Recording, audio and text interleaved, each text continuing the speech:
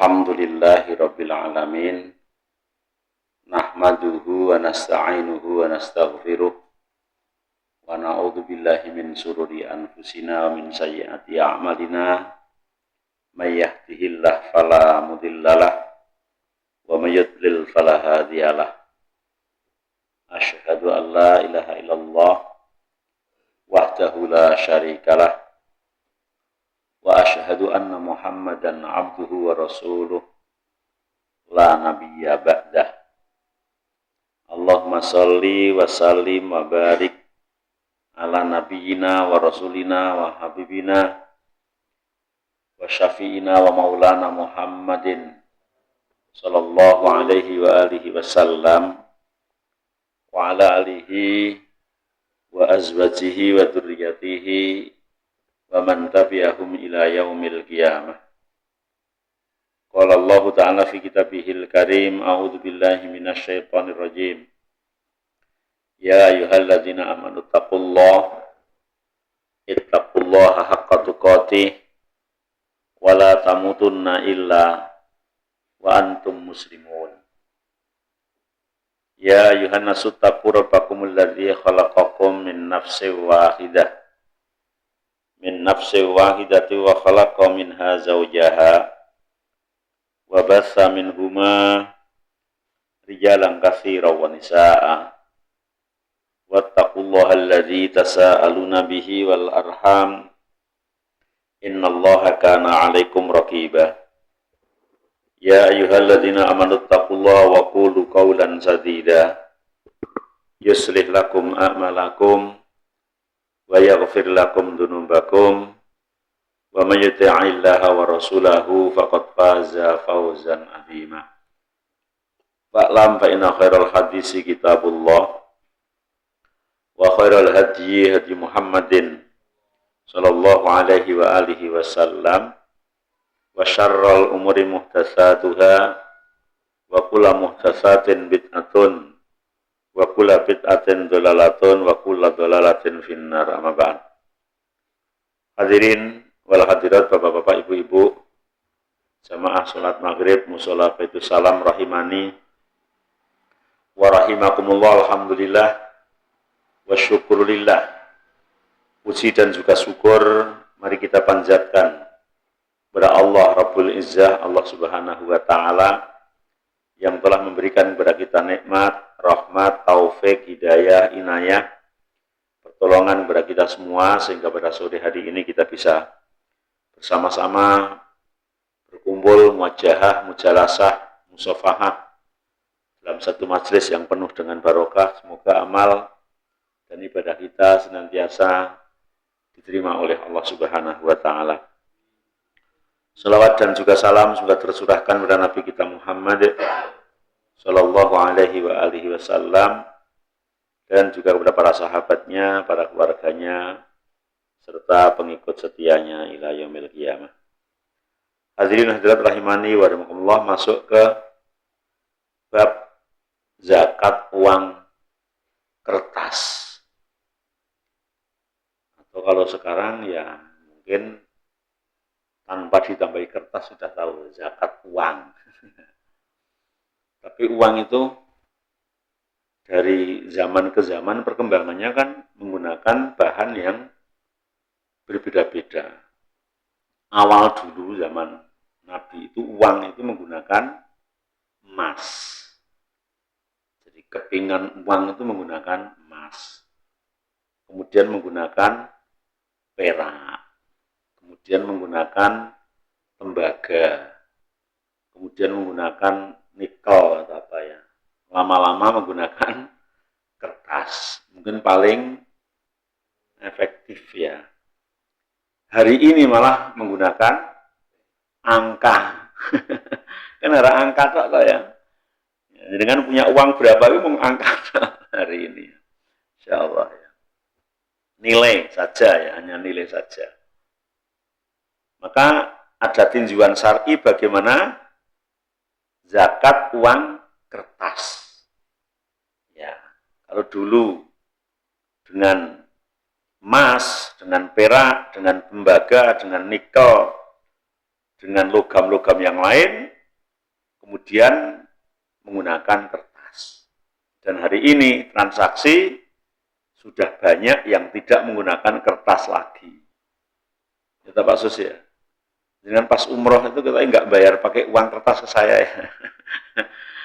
Hanya klik-klik, bayar loh Tat. Ya Allah, bayar. Hanya. Nah ini maka kemudian bagaimana dengan zakat uang kertas? Sebetulnya ya bukan kertasnya ya, menjadi nilainya. Maka nadran likilati ta'amulin nas fi hadhil ayam bin naqdain minadz dzahab wal fiddah wa ta'amulihim badalan minhuma bil amilati al waraqiyati al ma'rufati bi auraqil banakunut. Artinya uang kertas yang dikeluarkan oleh bank ya. Yang dikeluarkan oleh bank sudah tidak menggunakan logam-logam lagi.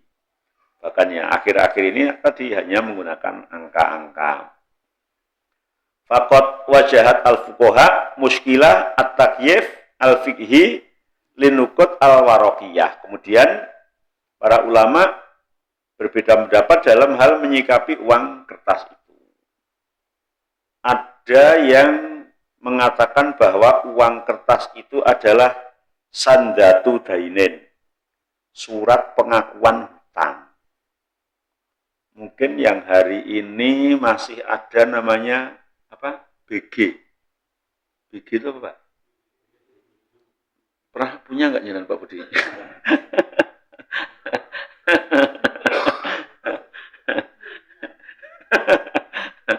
Ya, Pak Ugeng yang punya banyak ya, Pak. Nah, itu kan surat pengakuan hutang. Ada nilainya di situ, meskipun nggak dijajak kayak gitu ning warung bayar ra iso gitu. Tapi ini ada pengakuan oleh bank, nilainya berapa? Ada yang satu lembar itu mungkin 1 juta, 5 juta, 10 juta, bahkan ada yang sampai 100 juta. Ada yang ulama mengatakan uang itu sama dengan itu. Sama dengan itu, ya. Awal jihatil lati asdarotiha. Jadi dalam hal nilai yang dikeluarkan oleh bank itu sama dengan surat pengakuan hutang. Tapi kalau itu sebagai surat pengakuan hutang, maka berlakunya ya seperti BG tadi. Seperti cek tadi, bukan seperti uang. Ternyata uang itu kan enggak seperti itu. Bisa dibuat membeli dengan tunai gitu ya. Sehingga ketika diberlakukan seperti BG, surat pengakuan hutang kan tidak bisa dibuat jual beli ya. Falaya juzul baik biha dainan. Karena memang tidak boleh menjual hutang dengan hutang. Itu makanya kelemahannya bahwa yang menetapkan seperti surat pengakuan hutang kurang tepat. Ada juga yang menetapkan uang kertas itu seperti harta dagangan. Itu harta dagangan lah. Karena dilihat dari sifatnya adalah harta mutaqawwimun tahtalifu fihi ar-raghbat. Jadi seperti harta dagangan yang ada nilainya. Ini harganya sekian. Misalnya uang yang ada angkanya 50.000 berarti ini harganya, nilainya ini 50.000 gitu. Ini 100.000, ini 75.000. Tapi kelemahannya orang yang menganggap seperti harta dagangan berarti uang tersebut boleh, kalau harta dagangan boleh menjual uang, membeli uang dengan nilai yang berbeda. Padahal ulama sepakat tidak boleh. Misal saya jual uang 5.000 yang masih berlaku, mergo jenengan Pak Budi seneng banget dek uangku terus dituku dengan harga 20.000, kan nggak boleh. Berarti orang yang mengatakan seperti harta dagangan juga tidak tepat. tidak tepat. Karena kalau menjadi harta dagangan bisa diperjualbelikan dengan harga yang berbeda. Padahal misalnya sebentar lagi mau lebaran, ada di Simpang 5 itu menjual uang baru gitu ya. 80.000 dijual 100.000. Kan tidak boleh itu ya. Ada nilai tambah. Berarti yang menyamakan dengan harta dagangan tidak boleh. Mungkin mereka yang jual itu tuh dianggap itu harta dagangan. Sehingga 80.000 atau 90.000 dijual dengan 100.000. Ada juga yang mengatakan bahwa uang kertas itu sama dengan uang logam selain emas dan perak, ya.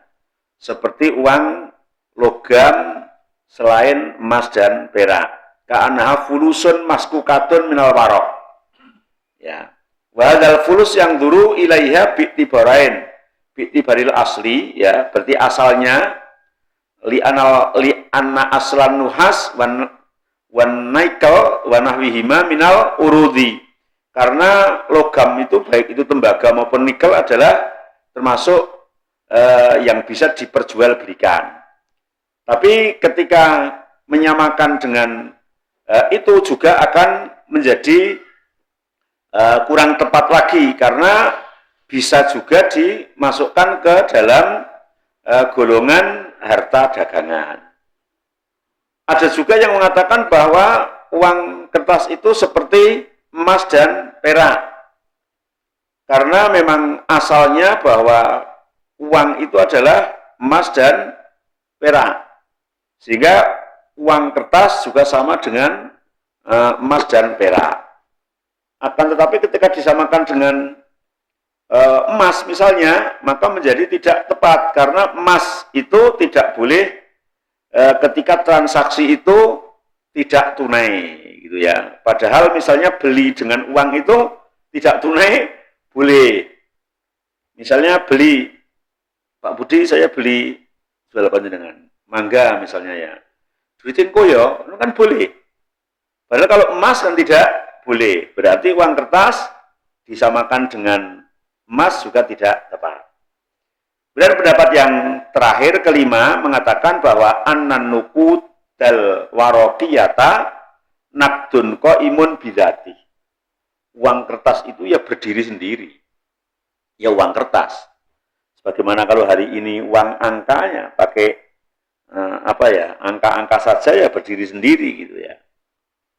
Li anna kulla malin mutaqawwimun iktamata alaihi nas fi adain wa dhaifin nuqud.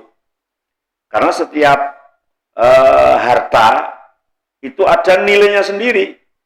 Sehingga uang kertas itu ya uang yang berdiri sendiri, yang ada harganya sendiri, ada nilainya sendiri, ya. Ada nilainya sendiri. Sebagaimana ketika zaman emas dan perak, ya seperti emas dan perak itu ada nilainya. Syekhul Islam Ibnu Taimiyah mengatakan an-nas law istalahu ala ja'li syai'in samanan ayakhudha hukmal asman. Ketika seseorang itu sepakat menjadikan itu adalah menjadi alat tukar yang sah yang disepakati ya, maka perkara yang digunakan alat tukar itu menjadi suatu nilai yang berdiri sendiri. Yang berdiri sendiri. Sehingga uang kertas ya namanya ya uang gitu aja ya. Namanya uang. Jadi bisa jadi dengan kertas atau kertasnya itu dengan kertas yang apa gitu ya. Dan itu yang kemudian disepakati bahwa itu adalah merupakan alat tukar yang sah. Maka ya tidak sama dengan emas, tidak sama dengan logam-logam yang lain, atau sebagaimana juga tadi BG atau cek, ya enggak, ya uang kertas ya berdiri sendiri sebagai alat tukar yang sah. Kata penulis, wala'ala hadzal qaulul akhir bi annan nuqud al-waraqiyah samanun yasri alaiya ahkamul asman. Wa aswab, bisa jadi pendapat yang terakhir ini adalah yang mendekati kepada kebenaran. Karena uang adalah berlaku. Uang berlaku nilai dan termasuk alat tukar yang disepakati untuk dijadikan sebagai alat tukar. Sehingga insya Allah maka uang kertas adalah berdiri sendiri. Sebagaimana ketika nanti sudah diganti dengan dikit-dikit angka, yaitu berdiri sendiri gitu ya, berdiri sendiri. Jadi kalau ya sekarang masih ya, misalnya beli harganya 100.000 atau 90.000, kemudian kita memberikan kertas yang ada angkanya 100.000 dan kita minta kembali 10.000 dengan kertas yang ada nilainya 10.000, sah.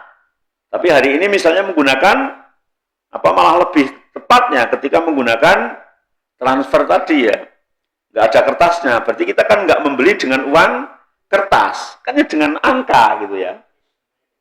Ya, kris atau transfer misalnya kan itu ya, atau ya, itu kan tidak menggunakan uang kertas ya, kris tadi gitu ya. Malah angkanya ya berapa, tinggal harganya berapa. Hanya ketika menggunakan kris itu kan mesti pas. Kalau dulu kan bilang uang pas saja ya, sekarang itu lebih pas gitu ya. Bahkan sampai nilai rupiahnya misalnya 11.277 rupiah bisa pas sekarang malahnya menggunakan itu, karena memang angka-angka gitu ya, angka-angka. Maka angka-angka itu ya berdiri sendiri, sehingga nanti yang dihitung ya angkanya. Ketika kita menggunakan uang kertas ya yang dihitung ya kertasnya kan, kertas itu menyimpan berapa. Ini uang kertas, sehingga yang dihitung adalah nilainya sekarang, menjadi nilainya berdiri sendiri. Uang kertas berdiri sendiri, kris tadi juga berdiri sendiri, karena yang dinilai angkanya. Hanya yang menjadi pertanyaan, nisobul aurokin nakdiyah, nisabnya berapa gitu ya. Nisabnya berapa kan akhirnya kan menunjuk ke angka. Lah angka itu antara negara satu dengan negara yang lain bisa berbeda. Karena uang kertas itu kalau yang Indonesia ditulis Rp, nanti kalau yang Saudi ditulis SAR, kemudian yang mana ditulis USD atau apa, itu kan ya tiap negara ditulis sendiri-sendiri angkanya.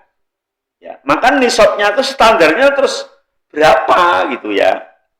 Minal ulama'i al-mu'asirin man ro'a ayyuk tabaru zakatal awraq an-nakdiyah binisabil fiddah. Sebagian ulama kontemporer menyatakan bahwa nisab uang kertas itu disamakan dengan perak. Sebagian ulama kekinian mengatakan disamakan dengan perak. Likonihi mujami'an alaih li'anna takdir bihi anfa' lil fuqara, karena agar lebih bermanfaat bagi orang fakir, sehingga nilainya disamakan dengan nilai perak.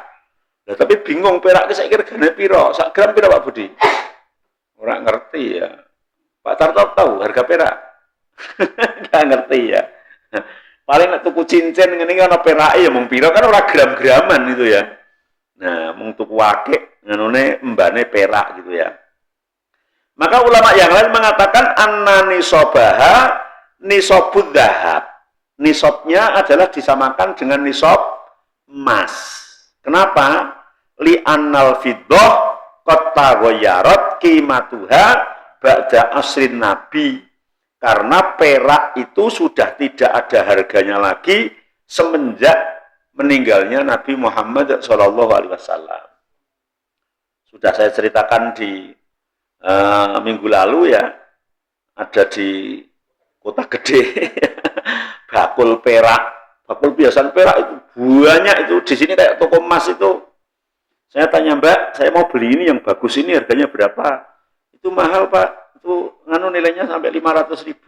Oh ya, tapi besok kalau saya bosan tak jual sini lagi ya. Enggak mau, jadi enggak mau nerima ternyata. Jadi kita beli mahal, dijual ke situ enggak mau. Berarti tidak ada harganya lagi. Jadi ya bingung. Maka akhirnya standarnya menjadi menggunakan emas. Wa min batihi hatalam Ta'dulaha kimatun tadzakur, bahkan sampai orang nggak tahu lagi perak itu berapa nilainya.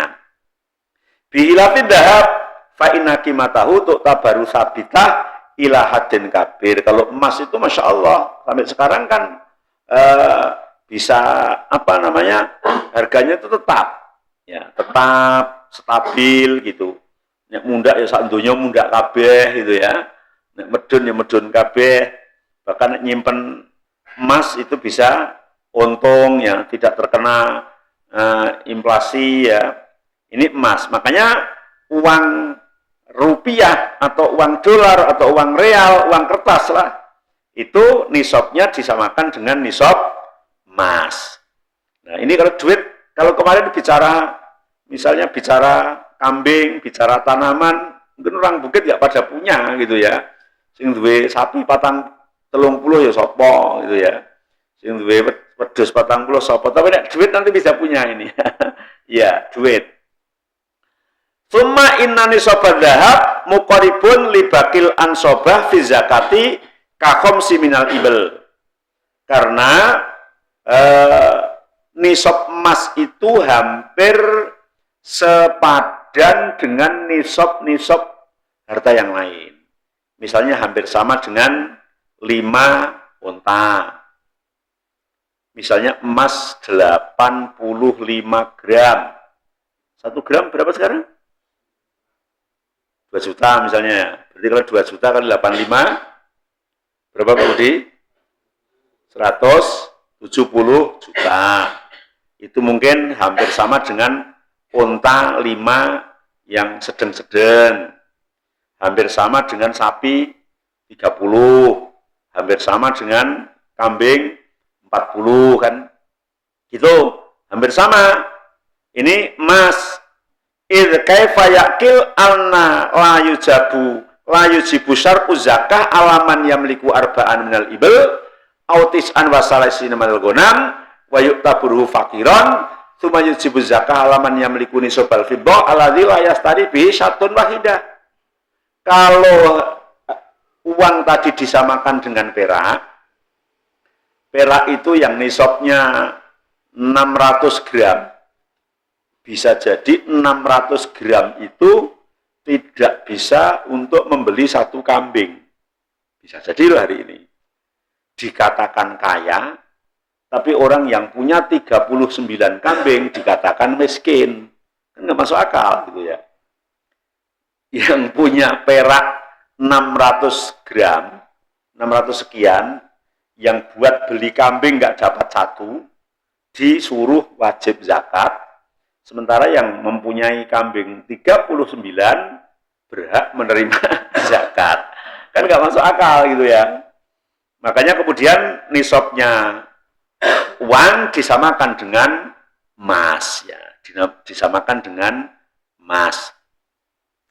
Kan misalnya sekarang ada orang punya uang 100 juta hari ini, kemudian sudah disimpan 1 tahun, yang satunya lagi punya uang 200 juta, disimpan 1 tahun sama.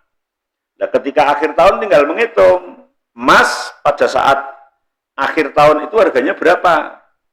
Kemarin kan pernah sampai 3 juta, sampai pernah 2.800.000, 2,5 juta.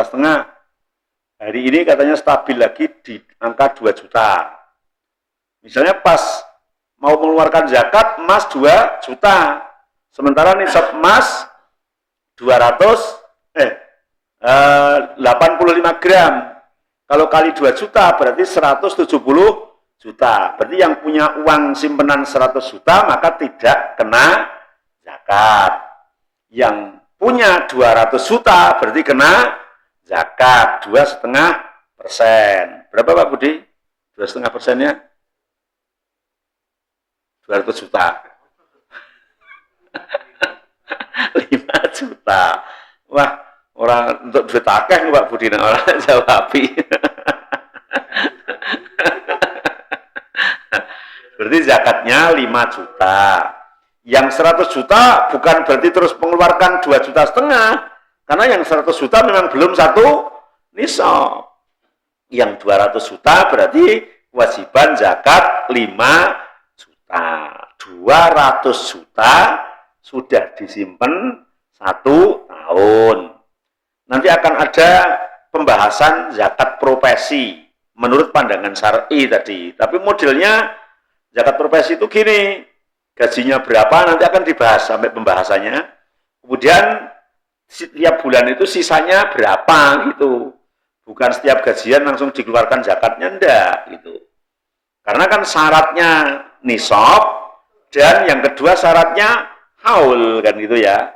Haul itu 1 tahun, nisab itu ya ukuran nisab tadi, yaitu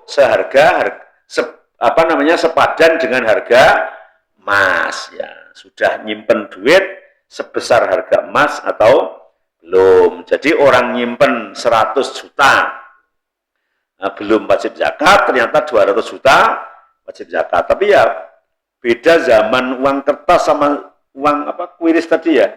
Kuiris itu kok 1 miliar ya ora krasa iki, nggawane ora abot. Nggih, tapi nek uang kertas ki 100 juta wis gendol-gendol. Saya pernah ada orang bayar umroh itu bayarnya tunai Pak Sus. Bayarnya tunai. Tunai itu duitnya tekuk-tekukan ra karu-karuan mergo disimpeni nang isor kasur. Orang budak payung sana. Ustaz saya bayarnya tunai, berlima pada saat itu. Harga 30 juta kali 5, berarti kan 150. Tunai, mumet aku. Aku nek kon ngitung nang ngarepe sampean ra sanggup lho Pak, ngono. 150 juta ngitung saiki ini ora ya pegel awake aku ngono. Lah terus piye? Iki tak gawa ning bank, kok gen diitung bank. Nek kurang aku njaluk, nek turah tak balekno. Gelem ra aku ngono. Ya wis ora apa-apa gitu. Lah nek ora gelem aku mbah to, Pak. Kon ngitung 150 juta nang ngarep oleh duwite kuwul-kuwulan lah jian. Ana sing gupak bleduk, gupak apa ngono. Wangele ra karuan. Tak gawa. Pada saat itu saya naik mobil apa itu ya? Naik mobil Avanza, harga mobil saya itu 50 juta. Aku nggawa duit 150 juta. Tak salah kene mobil aku tak tinggal mangan aku deg-degan. Jangan cukup. Wong duitku mobilku ge ngira ora cukup aku ngono. Ya, arep tak gawa medun kuwi malah gendol-gendol ngono ya. Wes, masyaallah. Akhirnya tak bawa ke bank. Nah, sampai bank itu dihitung sama di kasirnya tuh dihitung tuh bolak-balik pakai mesin ora jadi. Kadang punjul, kadang kurang, kadang punjul. Wong lengket duitnya itu pada lengket itu. Kadang punjul, kadang kurang, semua tak kemeringet kabeh. Setengah hari bener itu loh, ngitung 150 juta mergo duitnya lengket. Akhirnya setelah dihitung ternyata turah 1,5 juta. Nah aku meneng wae kan berarti 1,5 juta di sana. Ning janjiane mau kan nek kurang aku njaluk, nek turah tak balekno. Wah, akhir tak bel wong Pak, turah 1,5 juta. Wong wis menenge pol kok. Ustaz kok jujur men ya jujur to, mosok ora jujur. Akhirnya dia njaluk 1 juta tok sing 500 kayak aku. Luar biasa itu ya. Ya sing 500 kan nggo usat wis ora apa-apa, wong wis ora kelingan ngerti ku pas itu. Nah, itu makanya kemudian hari ini dengan kuiris tadi supaya mempermudah kan. Mbok bayar 200 juta, bayar 500 juta ya ora krasa to, Pak. Plunding ngono terus. Lah kadang-kadang ono penipuan. Itu wis transfer jebul urung. Makanya kita harus hati-hati. Sebagaimana kalau kita menyimpan uang di brankas atau di lemari, kadang-kadang juga tidak aman dicolong maling, sekarang juga di bank kadang-kadang juga dibobol orang. Ya, itu biasalah gitu ya. Ya, jadi bahwa zakat uang adalah disetarakan dengan harga emas, dengan nisab emas. Nah, hari ini orang yang punya uang 170 juta itu insya Allah banyak. Banyak tak Pak Budi? Tak bukan jenengan enten sak betul betul. Nek ono kewajiban zakat Pak jenengan ya. Jadi gaji jenengan dilumpukno akhir tahun dihitung 170 juta. Maka kewajiban zakat. Kalau baru 100 berarti belum gitu ya. Baru 50 ya lebih belum lagi gitu ya. Nah, tapi jangan 200 juta ketika hampir akhir tahun sing 50 juta dibelanjakno ya. Tak belanjake ya gitu apa ngono. Lah ngopo? So akhir tahun gen ora zakat. Nah, ini tidak boleh kayak gitu ya. Namanya mengelah. Nah, ngelah itu besok di akhirat itu oleh Allah Ta'ala dilebokke tong Pak Budi. Tongnya dilas. Terus diuncalke ning neraka kono ya. Terus wonge gembor-gembor, ya Allah, dosaku pirang perkara, dosaku apa? Allah Ta'ala bilang, ya ora ana dosamu, nek kepengin metu ya metu wong tak obongke tong awakmu. Karena kita tukang ngelah gitu ya. Jadi zakat uang adalah sebesar atau senilai dengan nisabnya emas, yaitu 85 gram menurut ulama yang tengah-tengah. Saya pernah menyampaikan, kalau di kitab namanya Fikih Wadih. Kalau jenengan pernah kenal, biasanya nek sing terkenal ke Nahwu Wadih. Neng ada kitab namanya Fikih Wadih. Bahasa Arab, tapi karya orang Indonesia, yaitu orang Minang, orang Padang. Ada yang orang Padang ini di sini? Jenengan Padang bukan, Pak? Peteng. Peteng. Karyanya orang Padang namanya Syekh Mahmud Yunus yang juga menulis Kamus Mahmud Yunus. Itu dia yang mengkonvensi antara emas dengan rupiah, dengan gram. Karena zaman dulu kan belum ada gram, adanya miskol, dirham, kemudian dinar gitu. Menurut Mahmud Yunus di kitab Fikih Wadihnya itu nisab emas itu tidak 85 gram, tapi 65,5. 65,5 gram. Berarti lebih sedikit. Nah, kalau kita mau hati-hati mengambil pendapatnya Syekh Mahmud Yunus, berarti 65 gram, 0,5 atau 65 3/5 gitu ya. Itu di dalam fikih wadihnya. Berarti kalau 65 taruhlah berarti 66. Itu kan tinggal kalau 2 juta kali 66 kan tinggal berapa? Hanya berapa? 132 juta. Sudah masuk nisab wajib zakat 2,5%. Ini zakat uang yang kita simpan. Zakat duit yang kita simpan, boleh itu uang kertas, boleh itu uang hanya nilai kuiris tadi ya. Karena kan bisa jadi kalau kita nyimpennya dolar, ya tinggal disamakan aja harga emas itu berapa dolar gitu ya. Atau ada orang yang nyimpennya real gitu ya. Atau nyimpen apa? Pak Budi punya uang luar negeri. Boro-boro. Boro-boro. Nah, itu jadi tinggal disamakan dengan harga emas. Kemudian zakatul khuliyyi, zakat perhiasan. Kalau emas apa? Kalau hari ini namanya apa? Antam. Namanya emas batangan. Itu tidak menjadi ikhtilaf ulama. Jelas itu wajib zakat. Tapi sekarang yang akan dibahas adalah perhiasan. Beda perhiasan sama antam loh. Antam itu enggak perhiasan loh. Ya, enggak perhiasan. Meskipun dari emas. Perhiasan itu ya gelang, kalung, anting-anting, ali-ali, keroncong, kancing. Ada kancing itu perhiasan. Ya. Nah, perhiasan. Gigi. Gigi. Ya. Ya, ada orang yang pakai gigi emas loh, Pak. Ya. Ya, itu perhiasan. Nah, apakah wajib zakat perhiasan emas itu? Ikhtalafa ahlul ilmi minas salaf wal kholaf fi zakatil khuliyyi minadz dzahabi wal fiddah ala aqwalin asyharuha qaulan. Dalam hal zakat perhiasan terjadi dua pendapat. Pendapat yang pertama yaitu pendapatnya Ibnu Umar, Jabir, Aisyah, Asma dan kalangan sahabat yang lain mengatakan perhiasan tidak wajib zakat meskipun banyak. Ada kadang yang pakai ibu-ibu tua ngono, gelang kok kene kene lho Pak ngono. Lah, ngono ngomong-ngomong kayak ngene-ngene. Ya. Itu ya. Gigine kan ya emas kayak ngene. Lha nek gelang sing wandel kan tekan kene iku ya mesti punjul saka 85 gram to itu. Ya, apalagi 65 3/5 lebih. Nah, ini menurut pendapat yang pertama yaitu yang dipilih oleh Ibnu Umar, Jabir, Aisyah, Asma mengatakan tidak wajib. Mereka berdalil dengan hadis Nabi yang berbunyi laisa fil huli zakat. Tidak ada perhiasan itu wajib zakat gitu ya.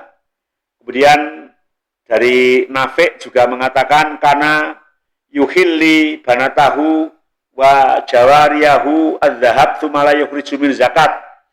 Nah, bahwa Ibnu Umar memakaikan perhiasan emas kepada anak perempuannya dan kepada pembantunya dan tidak pernah mengeluarkan zakat.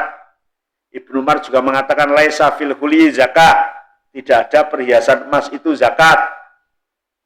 Aisyah juga mengatakan kanat tali banati akhiha yatama fi hujriha lahunal huli fala tukhriju min hulihina zakat.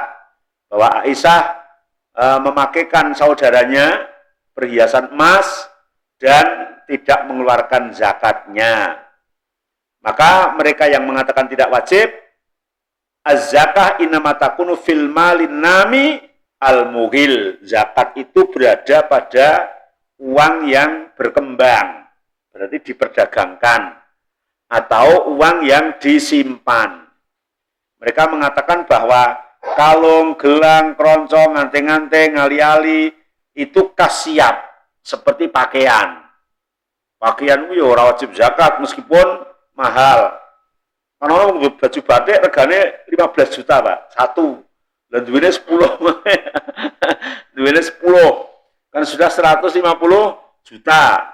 Sarung batik ngon Pak Sus kono kan piro? 15 juta no Pak siji ya sing batik tangan kuwi. Duitnya 10 gitu ya. Tidak wajib zakat. Uang itu pakaian gitu ya. Pakaian. Lah sepatu ki sing 50.000 ya ono sing 50 juta ya ono. Ya, kan tinggal kita itu pas yang mana itu ya Pak Budi ya. Ngepaskan diri kita itu harus yang mana gitu ya. Apa kudu sing 50.000 apa kudu sing 50 juta kan itu ya. Ya, jadi yang mengatakan tidak wajib bahwa perhiasan itu sama dengan pakaian. Beda ketika disimpan, memang menjadi tabungan namanya ya. Tabungan.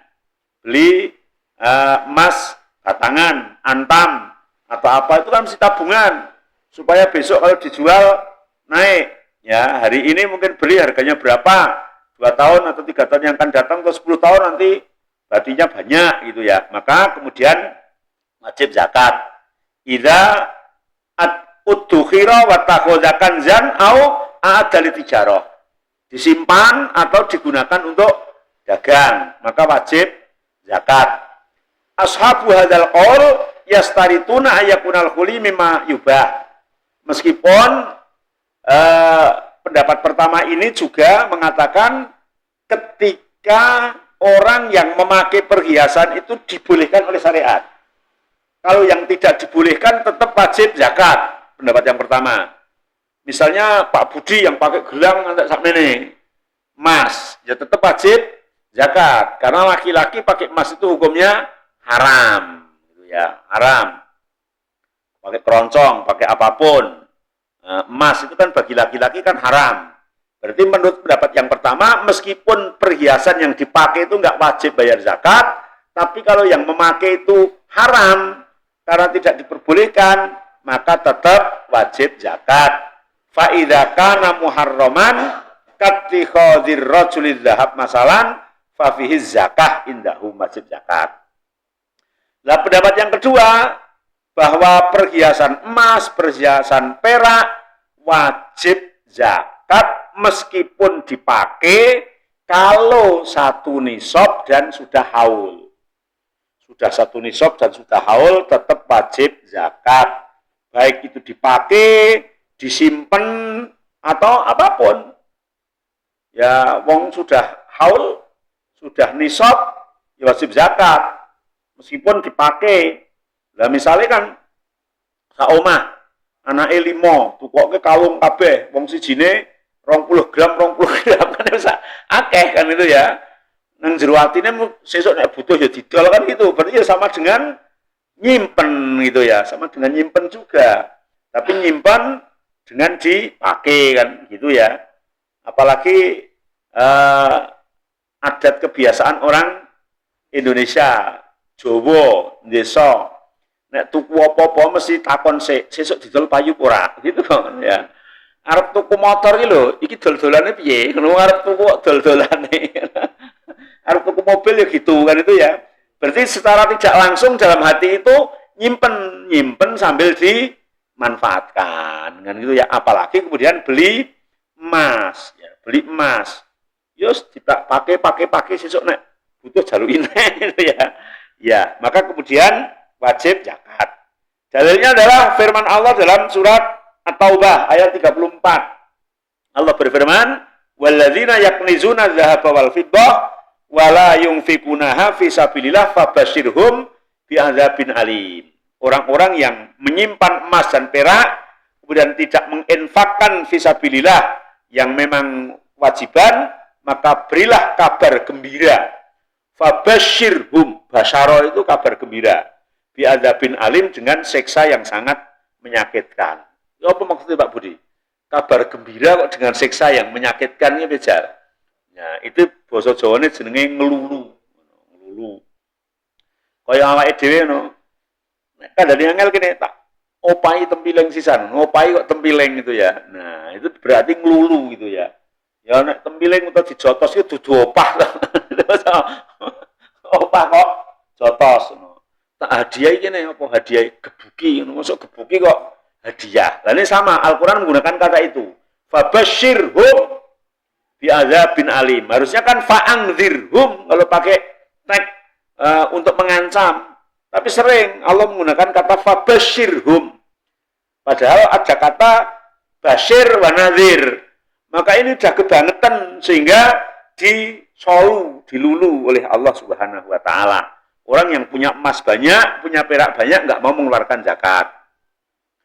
Dan begitu juga hadis dari Amamah ya, dari Nabi Muhammad SAW ya, al-amirah bi ikhraji zakati dzahab wal fiddah, memerintahkan untuk mengeluarkan zakat emas dan perak meskipun itu adalah perhiasan. Nabi mengatakan ma min sahibi dzahabin la yu'addi ma fiha illa ja'alalahu yaumal qiyamah sofaiha min narin yukwa biha. Tidaklah orang yang mempunyai perhiasan emas dan perak, kemudian tidak mengeluarkan zakatnya, besok akan dijadikan setrika di neraka dan untuk menyetrika punggungnya. Ngeri itu. Nah, kira tinggal-tinggal, nah kalau tidak setrika. Ki, biar untuk nggunggu zakati, rasa ngono gitu ya. Itu. Dan kemudian hadis-hadis yang mengkhususkan tentang mengeluarkan zakat perhiasan dan diancam bagi orang yang tidak mengeluarkan. Misalnya hadis Umar bin Su'aib, dari ayahnya, dari kakeknya, ada seorang perempuan mendatangi Rasulullah SAW dan membawa anak perempuannya. Yang anak perempuannya itu memakai kalung emas yang besar. Maka Nabi mengatakan, "Ataktina zakata hadza?" Apakah sudah dikeluarkan zakatnya atau belum? Perempuan menjawab, "Oh, dereng Rasul." Maka Nabi mengatakan, "Ayasurruka ayyusawwirakallahu bihima yaumal qiyamah siwaraini minnar." Maukah anakmu itu besok dikalungi yang seperti itu dan lebih besar lagi dengan kalung dari api neraka. Maka kemudian dilepaslah kalung itu, kemudian diberikan ke Rasulullah, huma lillahi azza wa jalla wa li rasuli. Artinya mengeluarkan zakatnya. Kemudian juga hadis Abdullah bin Sidat, dakhalna ala Aisyah. Aku pernah masuk ke rumah Aisyah, istri Nabi. Faqalat, dakhala alayya Rasulullah. Aku pernah masuk ke Rasulullah, faro'a fi yadi fatakhot. Aku memakai cincin, ya, min warokin, cincin dari perak. Kemudian Nabi bertanya, "Mahadza ya Aisyah, apa itu?" Maka aku menjawab, "Sonak tuhunna atazayyanu laka ya Rasulullah." Oh, ini cincin aku pakai biar aku kelihatan cantik di hadapan engkau ya Rasul. Tapi Nabi malah jawabnya, "Atu adina zakatahun." Apakah sudah dikeluarkan zakatnya? Aku menjawab, "Lah, belum ya Rasul."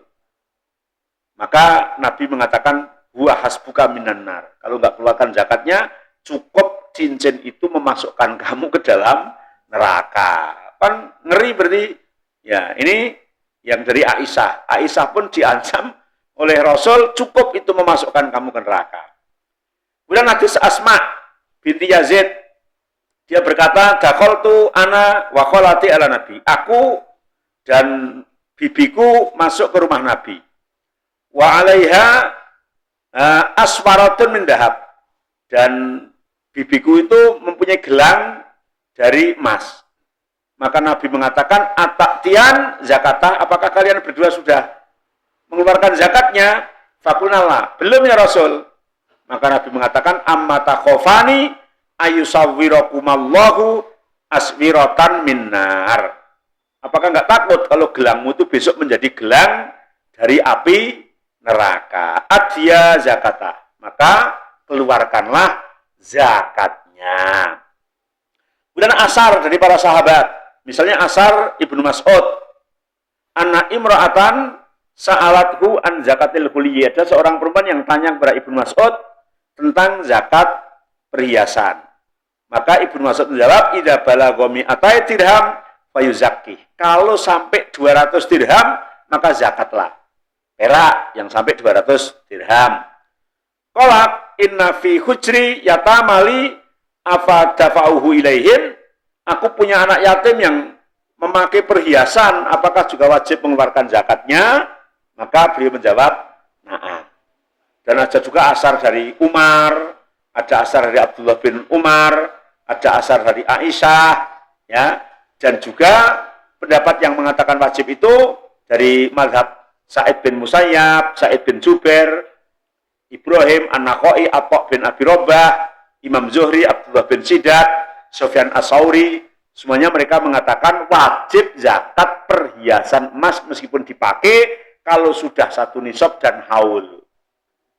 Maka pendapat yang kuat, pendapat yang rojeh, insya Allah adalah annal qaul biwujubi ikhraj zakat min kulli dzahab wal fiddah ala kulli halin madama balagha nisab wa hala alaihil haul huwa al aqwa dalalatan.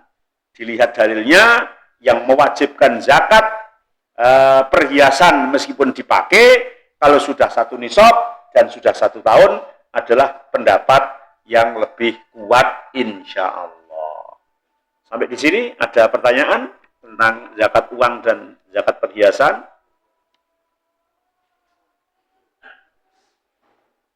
Kalau perhiasan nggak tahu pada punya 85 gram atau enggak ya. Kalau uang Pak Budi sudah tak tanya, katanya belum punya. Belum ngaku. Masya Allah ya.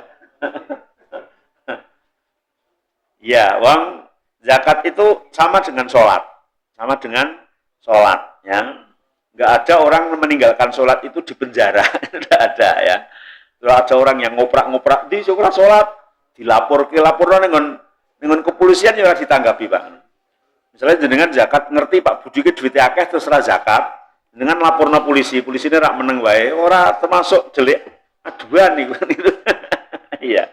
Makanya zakat itu kembali kepada pribadi masing-masing, tapi diancam oleh Allah. Kalau berani menanggung siksanya ya nggak usah zakat. Kalau nggak berani ya zakat itu. Ya, gimana Pak?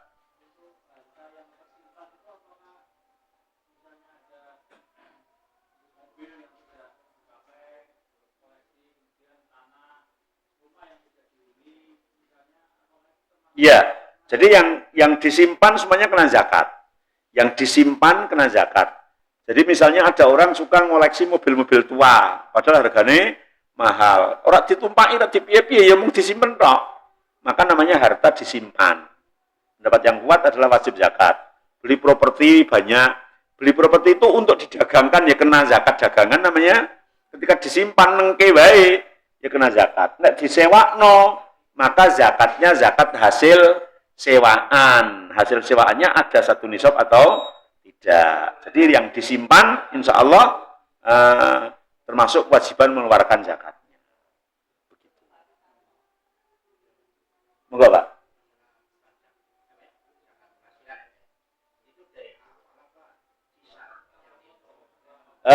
Insya Allah zakat penghasilan belum, tapi secara singkat adalah tetap harus memenuhi syarat 3. 1 disimpan, 2 1 nisab, 3 haul. Jadi misalnya gaji tahun kemarin, nah, sisanya 200 juta masuk rekening, maka mulai tahun itu baru mulai, berarti kewajibannya zakat dari tahun depan. Gitu. Jadi bukan dari awal gitu ya. Lah gaji itu misalnya Pak, contohnya kok Pak Budi itu serapopo, sing paling cerdas gitu kan. Pak Budi gajinya 20 juta. Apa ya 20 juta ke terus wutoh. Wutoh berapa Budi? Lah nek wutoh ke terus makme apa? Lah malah kurang. Maka tidak boleh kemudian langsung 20 juta dikeluarkan zakatnya. Kalau mau sedekah monggo, tapi belum kewajiban zakat. Karena 20 juta ini masih kepotong bayar listrik. Pak Budi wong sugih bayar listriknya 5 juta, itu Pak. Bayar telepon, bayar satpam, bayar sopir. Wah, bener Bapak kan kurang. Nah, gitu. Jadi sisanya berapa? Lah sisa itu kemudian disimpan, kok sudah 1 nisab, haul, maka baru kewajiban mengeluarkan zakat. Begitu Pak? Insya Allah. Ya ada mungkin yang gajinya dikit, tapi ketika sudah bertahun-tahun karena uangnya apa setiti gitu ya, jadi banyak ya jadi kewajiban zakat. Yang gajinya besar kayak Pak Budi tadi terus kayak rasi wajib zakat dan itu. Umpama ya Pak Budi ya, amin atau sampean? Malah kurang. Ada lagi? Cukup ya?